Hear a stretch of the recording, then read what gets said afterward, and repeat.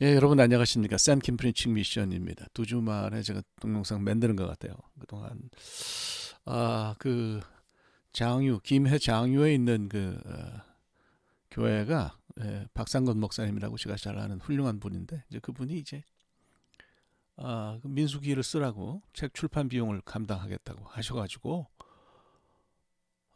그 책 마무리를 하느라고 좀 정신이 없었어요. 이게 뭐 핑계인데 그래서 제 능력에도 이제 한계가 있고 제가 이제 젊을 때 뭐 빠릿빠릿하던 때하고는 좀 다른 것 같아요. 그래서 무리하지 않기로 하고 두 주를 쉬었습니다. 죄송하게 생각합니다. 어, 뭐 하여간 창세기 쭉 그동안 설교해 왔는데요. 오늘하고 다음 주 정도 한 번 더, 한두 번 더 하면 창세기를 마무리할 수 있을 것 같아요. 그러면 이제 출애굽기로 넘어가도록 그렇게 하겠습니다. 자, 본문으로 들어가죠. 오늘 요셉 이야기 아홉 번째로 그냥 이렇게 하면 될 것 같고요. 자, 창세기 44장 7절 말씀을 가지고 여러분과 함께 생각하도록 하겠습니다. 7절 읽겠습니다. 그들이 그에게 대답하되 내 주여 어찌 이렇게 말씀하시나이까 당신의 종들이 이런 일은 결단코 아니하나이다. 이게 어떤 상황에서 주어진 이야기인지 아시겠어요? 야곱의 아들들이 이제 두 번째로 애굽으로 가나안에서 기근을 이기지 못해서 이제 내려가죠. 근데 이제 뭐 야곱이 베냐민을 보내도록 했다 그런 얘기는 제가 했습니다.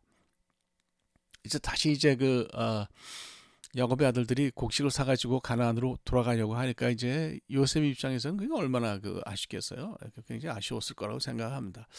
그래서 요셉이 일종의 작전을 짜죠. 뭐 계략이라고 할 수도 있고요. 그래가지고 베냐민은 곡식 자루에 자기가 아끼는 은잔을 넣었습니다. 뭐 그렇게 하면 이제 좀 잡아두고서 뭐 볼 수 있을 거라고 생각했겠죠. 그래서 이제 그 요셉의 종들이 에, 그 형제들을 따라가 가지고 붙잡고 따좀 물은 거죠. 너 이거 뭐냐 말이지. 너 이거 훔쳤으니까 이 은잔이 너희들한테 있는 거 아니냐. 그러니까 이제 그 형들이 결백을 주장했습니다. 당신의 종들이 이런 일은 결단코 아니하나이다. 글쎄요, 이거 그 히브리어로 읽으면 할랄라 라 아바테하 메아소트 이렇게 되는데 라 아바데카는 그 아바드 에베드에서 온 거죠. 그러니까 종들이 당신의 종들이 메아소트 이런 일을 할랄라하다 할랄라.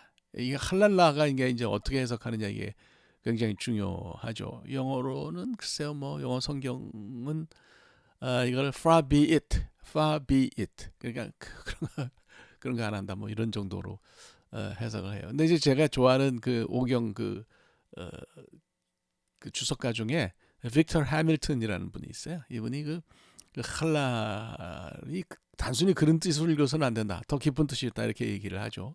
그게 뭐냐면 그 할랄라가 원래 뜻이 신성모독이라는 거예요. 그러니까 desecration이라고 우리가 그렇게 이야기를 하는데 이게 신성모독이면 이제 이렇게 되는 거죠. 그게 우리 당신의 종들 그러니까 자기를 얘기하는 거죠.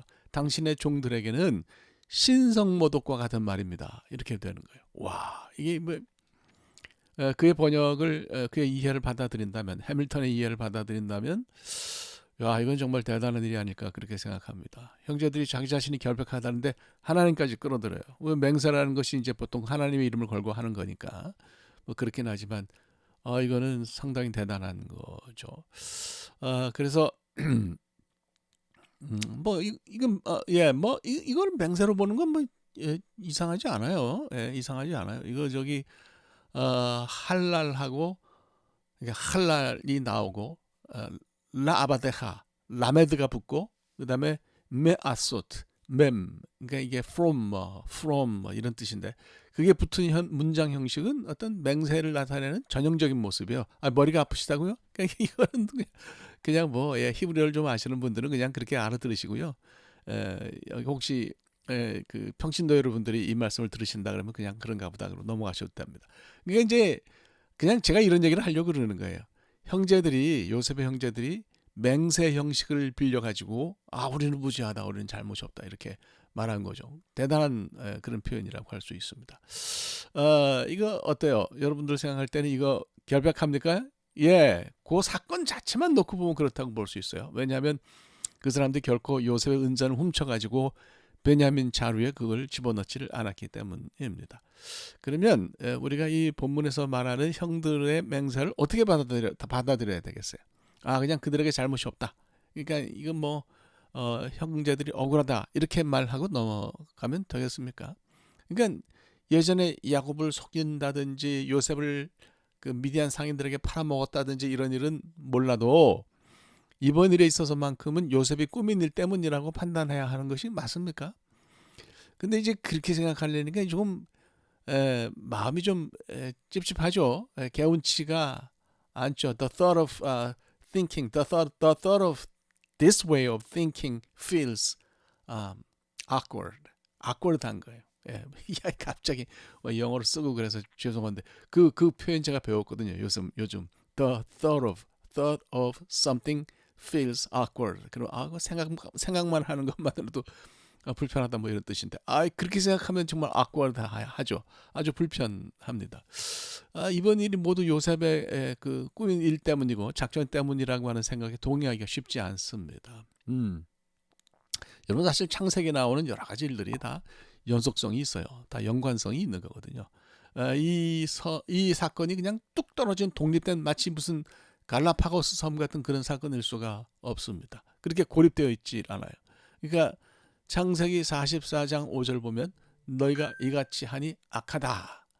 요 말이 대변하는 바로 이 은잔 사건은 아주 옛날에 있었던 일들이 원인이 되어가지고 일어난 것이죠. 그러니까 요셉의 형제들에게 은잔 사건에 있어서 은잔을 자루에 집어넣지 않았다는 것만으로는 문제를 해결하기가 쉽지가 않다고 생각합니다. 목회를 하면서 이제 어쩌다 한번 진실한 모습을 보이는 교인을 가끔 경험해요. 그러니까 늘 좀 문제가 많은데 어쩌다 한 번은 진실을 보이는 거죠. 예배가 끝나면 방으로 찾아와가지고 막 말씀에 은혜가 가득했다, 막 눈물을 흘리면서까지 막 회개하고 막 그래요. 글쎄, 근데 이게 뭐 그 순간에 그 감정이나 그것이 잘못됐다는 건 아니에요. 그거는 맞아요. 그런데 이렇게 가뭄에 콩나듯이 드물게 진솔해지는 사람을 대하면 이걸 어떻게 해야 될지 참 난처하곤 했죠. 삶 전체를 아는데 뭐 거짓으로 가득 찬 삶을 사는데 한 번 그렇게 진실한 모습을 보인다고 해서 이거 그 사람이 옳다고 볼 수 있냐 그런 고민이 좀 생기죠. 목회자는 그런 고민이 있는 거죠. 그런데 하나님이 우리에게 때로는 이런 그 사건 하나 때문에 이런 독립적으로 얼핏 보이는 겉으로 보이는 이 사건 하나 때문에 무엇인가 좀 깊이 물으실 때가 있어요. 그렇죠? 예.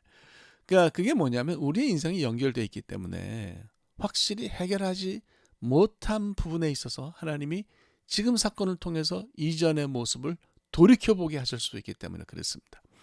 그러니까 이 사건 하나만 의미하는 게 아니라고 우리가 이 사건을 봐야 되는 거죠.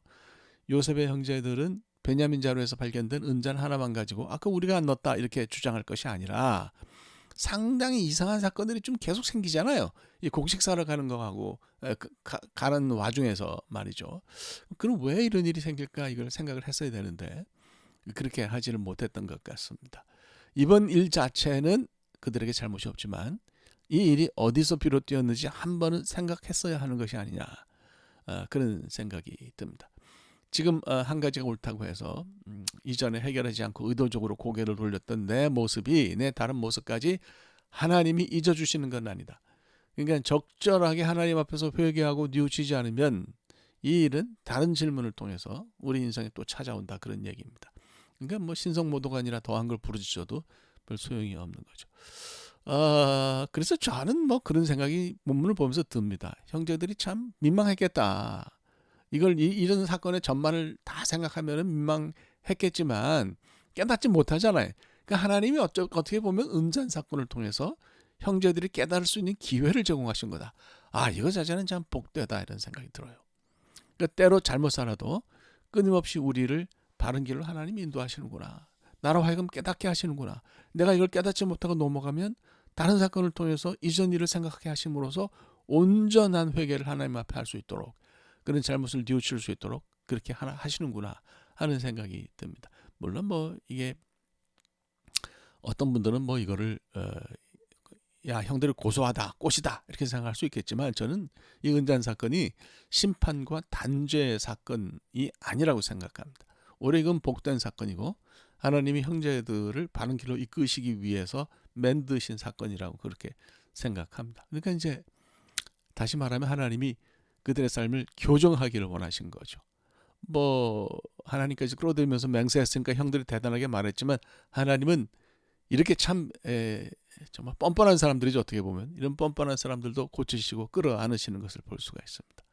그래서 뭐 하나님이 우리를 고치실 때 사실 우리가 조금 계면쩍기도 하고 민망스럽기도 하고 황당스럽기도 합니다. 그래도 망하는 길로 가는 것보다는 훨씬 낫죠. 왜냐하면 이런 사건을 계기로 해서 우리가 하는 모든 일이 바르게 될 것이고 또 그 일들이 바르게 살 것이기 때문에 그렇습니다. 예, 정말 참 하나님을 믿는 것이 그런 의미에서 복되다 이런 생각을 하고 이런 복이 우리 모두에게 넘치기를 주님의 이름으로 축복합니다. 자, 기도하겠습니다. 하나님 감사합니다. 그 요셉의 형들에게 하나님께서 교정할 수 있는 삶 전체를 돌이켜보고 교정할 수 있는 그런 기회를 주신 것을 감사하면서 우리 삶에 늘 관심하시고 우리를 지켜보시고 우리를 바른 길로 인도하시는 하나님을 찬양합니다. 예수 그리스도의 이름으로 기도합니다. 아멘. 예, 감사합니다. 다음 주는 이제 나이에 대해서 생각을 하고요. 나이에 대해서 그 은잔 사건에서 나이에 대해서 생각할 수 있는 부분이 있거든요. 그걸 생각하고 여러분과 함께 본문을 들여다보도록 그렇게 하겠습니다. 네, 다음 주에 뵙겠습니다. 감사합니다.